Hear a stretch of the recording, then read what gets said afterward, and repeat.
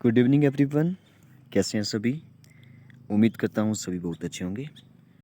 तो चलिए कुछ क्वेश्चन लेते हैं रीजनिंग के। काफ़ी अच्छा क्वेश्चन है।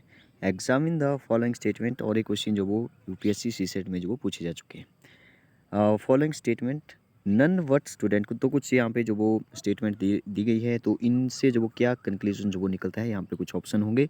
ऑप्शन में से आपने चेक करना है कि कौन सा जो बिल्कुल सही है। ठीक है, काफ़ी अच्छा क्वेश्चन है। None but students are the member of the club. ठीक है, इसका सीधा मतलब ये है कि जो भी मेंबर ऑफ द क्लब है, क्लब के जितने मेंबर हैं वो सारे स्टूडेंट हैं। ठीक है, सीधा सा मतलब इसका ये है। ठीक है, आगे बढ़ते हैं। फिर जो इसकी छोटी सी एक डायग्राम बनाते हैं। Some member of the club are married and all married person are invited for dance. तो देखिए इसकी डायग्राम जो वो कैसे बनाएंगे। सबसे पहले तो यहाँ पे बोला है नन वट स्टूडेंट्स, और जो पिछले अभी हमने सुबह के टाइम डिस्कस किया था, तो मैंने बताया था जो लास्ट वाला क्वेश्चन था उसको जो वो किसी दूसरे तरीके से भी कर सकते थे, क्योंकि टाइम जो वो कम था, तो हमने जो वो उसको वीडियो को वहाँ पे ही ख़त्म कर दिया था। तो उसको भी अभी हम इसके बाद जो वो डिस्कस करने वाले हैं फिर से। काफ़ी अच्छा क्वेश्चन था वो भी, सुबह के क्वेश्चन काफ़ी इंटरेस्टिंग भी थे। तो नन स्टूडेंट बट, तो इसने बोला कि जितने भी स्टूडेंट है वो सारे मेंबर है। तो मैंने जो वो यहाँ पे मेंबर वाला जो वो बीच में बना दिया, और बाहर मैंने जो वो स्टूडेंट के लिए जो वो यहाँ पे ग्रीन वाला ले रहा हूँ। ठीक है, तो ये जो वो स्टूडेंट के लिए यहाँ पे बन गया। ठीक है, तो स्टूडेंट के अंदर मेंबर आ गया, मतलब कि जितने भी मेंबर है वो सारे स्टूडेंट है, इसका मतलब सीधा सही हुआ। तो फर्स्ट हमने ड्रॉ कर दिया। सेकंड इसने बोला था कि some members of the club are married, तो इसने बोला कि some member of the club, तो मेंबर को बीच में से काटना पड़ेगा छोटा सा। तो ये जो बीच में से मैंने काटा यहाँ पे, ये जो वो यहाँ पे क्या आ रहा है, ये जो वो यहाँ पे मैरिड आ रहे हैं, मतलब कि इतना पोर्शन जो वो यहाँ पे मैरिड है। ठीक है जी, ठीक है, तो यहाँ पे लिख दिया मैंने married means M M A double R. ठीक है, तो यहाँ पे मैरिड वाला आ गया। लास्ट ने बोला कि all married person are invited for dance, तो सारे जितने भी, अब डांस के लिए जो वो मैं यहाँ पे कुछ और कलर लेता हूँ, ब्लैक ले लेते हैं। तो डांस के लिए जो वो इसने बोला कि मैरिड पर्सन, तो मैरिड वाला ए वाला पोर्शन था, तो ये सारा ही आ जाएगा यहाँ पे डांस के लिए। ठीक है, तो ये हमारी डायग्राम बन चुकी है। चलिए देखते हैं क्या उनका कंक्लूजन जो वो सही हमें लगता है। All student are invited for dance, तो डांस के लिए हमारा ये ब्लैक वाला है, और स्टूडेंट तो यहाँ पे जो ग्रीन वाला है। ठीक है, तो सारे ग्रीन तो यहाँ पे नहीं आ रहा है, इसलिए फर्स्ट तो बिल्कुल गलत हो जाएगा। नेक्स्ट इसने बोला कि all married student are invited for dance, तो सारे मैरिड स्टूडेंट जो वो डांस के लिए इनवाइटेड है, ये बिल्कुल सही है। देखिए यहाँ पे जो मैं ब्लैक कर रहा हूँ ये मैरिड स्टूडेंट है। ठीक है, तो ये जो वो जितने मैरिड स्टूडेंट है इन सबको जो वो डांस के लिए बुलाया है। तो हमारा जो सेकंड क्वेश्चन है, सॉरी सेकंड ऑप्शन है, वो बिल्कुल सही हो जाएगा। नेक्स्ट भी चेक कर लिख लेते हैं। All member of the club are married person, तो ऑल मेंबर जो वो मैरिड नहीं है, क्योंकि कुछ बोला है इसने, तो हमने बीच में से काटा था, तो ये वाला जो पोर्शन है ये जो वो बच चुका है, तो इसलिए जो वो हमारा सी भी जो वो गलत हो जाएगा। None of the above conclusion can be drawn, तो हमने जो वो इसको ड्रॉ कर दिया है, इसलिए जो वो ए भी नहीं हो सकता। तो इसका जो सही आंसर है वो हो जाएगा सेकंड।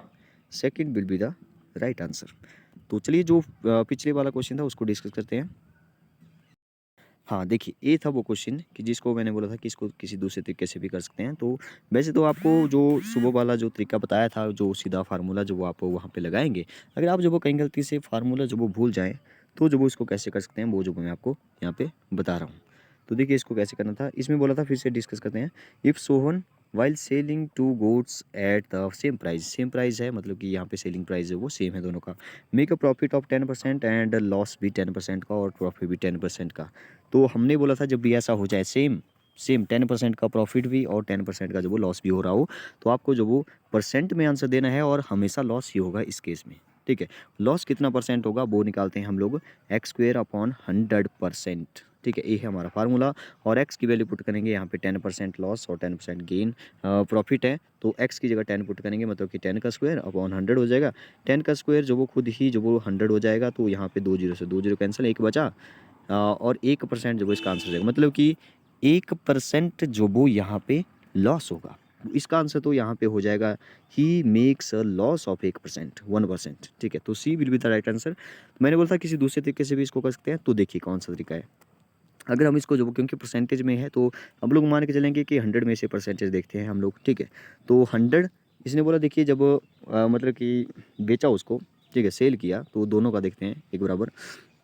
तो 10% का जो वो यहाँ पे मान लो प्रॉफिट हुआ, तो कितना हो गया होगा 110 हो गया होगा। ठीक है, ये जो वो यहाँ पे प्रॉफिट है यहाँ पे। ठीक है, मतलब कि यहाँ पे कॉस्ट प्राइस है और यहाँ पे जो वो सेलिंग प्राइस है। ठीक है, तो यहाँ पे 100 और यहाँ पे प्रॉफिट हो गया 10 का, तो 110 मैंने कर दिया। और दूसरे को चलते हैं, दूसरा जो वो इसने बोला है लॉस हो गया 10% का लॉस हो गया, तो यहाँ पे आ जाएगा 90। अगर मैं इनकी जो वो दोनों की जो वो यहाँ पे 0 से 0 मतलब कि एक रेशो निकाल दूँ यहाँ से, तो ए बन जाएगा 0 से 0 यहाँ से कट गया और यहाँ से 0 0 कट के। ठीक है, तो ये बन जाएगा कुछ इस तरह से, देखिए 10 ए वाला यहाँ पे लिख दिया मैंने, और यहाँ पे यहाँ से 11 आ गया 10 11, और यहाँ से जो वो 10 और यहाँ से आ गया 9। ठीक है, अब देखिए इसने बोला है कि ए जो वो सेलिंग प्राइस है। ठीक है, SP ए वाला। ठीक है, ए वाला सेलिंग प्राइस है यहाँ पे, और ए जो वो यहाँ पे कॉस्ट प्राइस है। तो यहाँ पे सेलिंग प्राइस क्योंकि सेम है, इसने पहले ही बोला एक सेलिंग प्राइस जो वो सेम है, तो इसको याद रखिए क्योंकि मैं इसको इरेज कर रहा हूँ। 10 11 10 9, 10 11 10 9 बन रहा है, तो 10 11 और 10 9। ठीक है, ए था हमारा सेलिंग प्राइस एंड ए था हमारा कॉस्ट प्राइस। ठीक है, क्योंकि हमारा सेलिंग प्राइस जो वो सेम है, तो इसलिए इसका मतलब है कि 11 और 9 जो वो ये अलग अलग लग रहे हैं। तो 11 मतलब कि यहाँ पे जो वो सेम होना चाहिए, तो सेम होना चाहिए, तो यहाँ पे जो वो एलसीएम निकालना पड़ेगा इसका, और एलसीएम होता है एलसीएम, क्योंकि 11 जो वो हमारे पास एक प्राइम नंबर है, तो इन दोनों को मल्टीपल, इन दोनों का जो प्रोडक्ट होगा वही एलसीएम होगा। तो 11 को 9 से कर दो और 9 को 11 से कर दो, बराबर हो जाएगा। ठीक है, तो 9 11 सॉरी हाँ, क्योंकि रेशो में है तो सबको करना पड़ेगा। तो 10 यहाँ पे बन जाएगा 11 9 जा 99, इसको मैं कुछ और कलर से लिखता हूँ। 11 9 जा जो वो 99 हो गया, और यहाँ पे भी हो गया 11 9 जा 99। ठीक है, अब यहाँ पे देखिए, यहाँ पे जो वो 10 9 जा हो गया 90, इसको मैं इसके साथ कर रहा हूँ, और 11 10 जा हो गया 110। ठीक है, तो ये बन गया 90 99 और 110 और 99। ठीक है, अब देखिए, अब इसको भी मैं इरेज कर रहा हूँ, फिर मैं फिर से लिखूँगा इसको, इस वाले को 90 एंड 99 एंड 110 एंड 99। ठीक है, 90 एंड 110, तो कुछ इस तरह से बना था 90 एंड 110, और इस साइड बना था 99, जो कि हमने सेम कर दिया सेलिंग प्राइस को। अगर हम इसका टोटल कर दें, ए है हमारे पास सेलिंग प्राइस, ए है कॉस्ट प्राइस, टोटल कर दें इनका, तो यहाँ पे बन जाएगा 200 प्लस कर दिया मैंने। ठीक है, 200, और यहाँ पे बन जाएगा 99 99 198 198। इसका मतलब ये हुआ कि कॉस्ट प्राइस जो वो कितना था 200 में, और उसने जो वो बेचा कितने में 199 में, तो इसका मतलब ये हुआ कि 2 रुपये जो वो उसको कम दिए। ठीक है, मतलब कि 2% का जो वो उसको घाटा हो गया। अब 2% का घाटा हुआ, तो 2 मैंने ऊपर लिख दिया, कितने में से हुआ 200 में से, 200 मैंने नीचे लिख दिया, क्योंकि परसेंटेज में आंसर निकालना है तो मल्टीप्लाई 100 करना पड़ेगा। तो इसको सॉल्व करेंगे तो आपका आंसर यहाँ पे आ जाएगा। देखिए कैसे 1 कैसे बनेगा, 2 0 से 2 0 कैंसिल, और 2 से 2 कैंसिल, बचा क्या 1 बचा। तो 1% आप ऐसे भी निकाल सकते थे। वैसे ऐसे जो वो बिल्कुल एक लंबा जैसा जो वो बन जाएगा। वैसे अगर आप प्रैक्टिस जो वो कुछ इस तरह से की है, तो आप इस मेथड से भी जल्दी से कर सकते हैं। ठीक है, लेकिन अगर बिल्कुल 10 का जो वो यहाँ पे बना है, ठीक है, प्रॉफिट और लॉस 10% है, तो जो वो आप सीधा डायरेक्ट फार्मूला जो वो x² / 100% जो वो मतलब कि लॉस कितना परसेंट होगा, सीधा इसका फार्मूला है हमारे पास, तो इसको आप बड़े आराम से लगा सकते थे। तो बाकी मिलते हैं नेक्स्ट वीडियो में। Okay, thank you.